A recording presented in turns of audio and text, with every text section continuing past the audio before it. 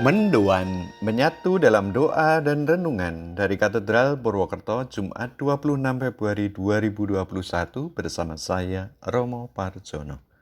Saudari-saudara yang terkasih, salam sehat penuh berkat. Mari kita renungkan sabda Tuhan dari Injil Matius bab 5 ayat 20 sampai 26. Kita siapkan hati kita. Dalam nama Bapa dan Putra dan Roh Kudus. Amin. Tuhan bersamamu dan bersama rohmu. Inilah Injil Yesus Kristus menurut Matius. Dimuliakanlah Tuhan. Dalam khotbah di bukit, berkatalah Yesus kepada murid-muridnya, "Jika hidup keagamaanmu tidak lebih benar daripada hidup keagamaan ahli-ahli Taurat dan orang-orang Farisi, kalian tidak akan masuk ke dalam kerajaan surga. Kalian telah mendengar apa yang difirmankan kepada nenek moyang kita. Jangan membunuh. Siapa yang membunuh harus dihukum.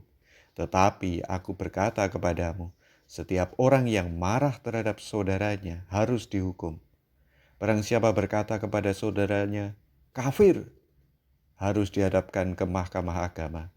Dan siapa yang berkata jahil, harus diserahkan ke dalam neraka yang bernyala-nyala. Sebab itu, jika engkau mempersembahkan persembahan di atas mezbah dan engkau teringat akan sesuatu yang ada dalam hati saudaramu terhadap engkau, tinggalkanlah persembahan di depan mezbah itu dan pergilah berdamai dahulu dengan saudaramu, lalu kembali untuk mempersembahkan persembahan itu.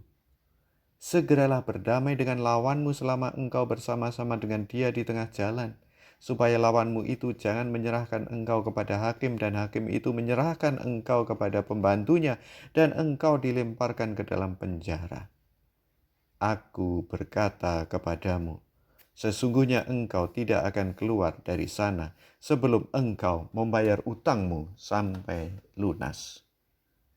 Demikianlah Injil Tuhan. Terpujilah Kristus. Jika hidup keagamaanmu tidak lebih benar daripada hidup keagamaan ahli-ahli Taurat dan orang-orang Farisi, kalian tidak akan masuk ke dalam kerajaan surga. Saudari-saudara, apa reaksi batin kita? Apa reaksi batin Anda dan saya mendengar teguran Yesus ini? Yesus menegur para muridnya. Jika hidup keagamaanmu tidak lebih benar daripada hidup keagamaan ahli-ahli Taurat dan orang-orang Farisi, kalian tidak akan masuk ke dalam kerajaan surga. Lah, para murid saja yang hidup sehari-hari bersama dengan Yesus saja mendapat teguran demikian. Apalah saya ini yang hidup ribuan tahun lalu dari Yesus? Siapakah saya ini dibandingkan dengan ahli Taurat, ahli hukum Tuhan? Yang makanan sehari-harinya mempelajari hukum Tuhan, pasti mereka tahu kehendak Tuhan. Nah, siapa saya ini yang hanya kadang-kadang merenungkan sabda Tuhan, yang kadang hanya dengar lewat telinga kanan, keluar lewat telinga kiri. Gak ada apa-apanya saya dengan ahli Taurat. Apalagi siapa saya ini dibandingkan dengan orang Farisi yang secara ketat bermati raga, memisahkan diri dari pendosa.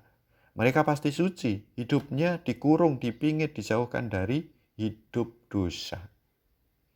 Saudari-saudara, dalam pandangan Yesus, hidup mereka memang mendasarkan diri pada hukum Taurat.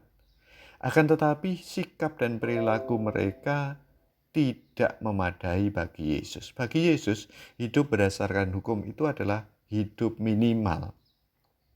Orang perlu mengembangkan sikap tobat, selalu berusaha memperbaiki diri, juga kalau itu melebihi tuntutan hukum.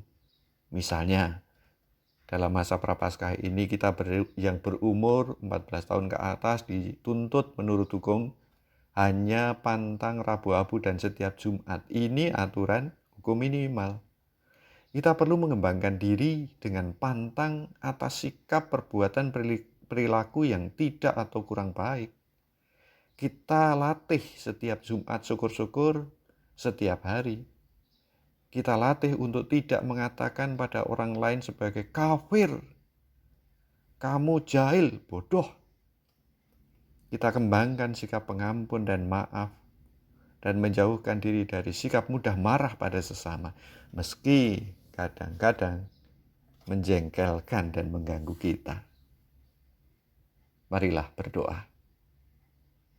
Ya Allah, tuntunlah kami, umat-Mu, agar kami bertekun dalam mati raga selama masa Prapaskah ini, sehingga menghasilkan buah bagi keselamatan jiwa-jiwa.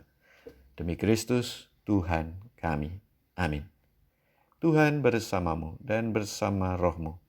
Semoga kita diberkati, dilindungi dan dibimbing oleh Allah yang Maha Kuasa, Bapa dan Putra dan Roh Kudus. Amin. Selamat beraktivitas. Tuhan memberkati. Salam mendoan.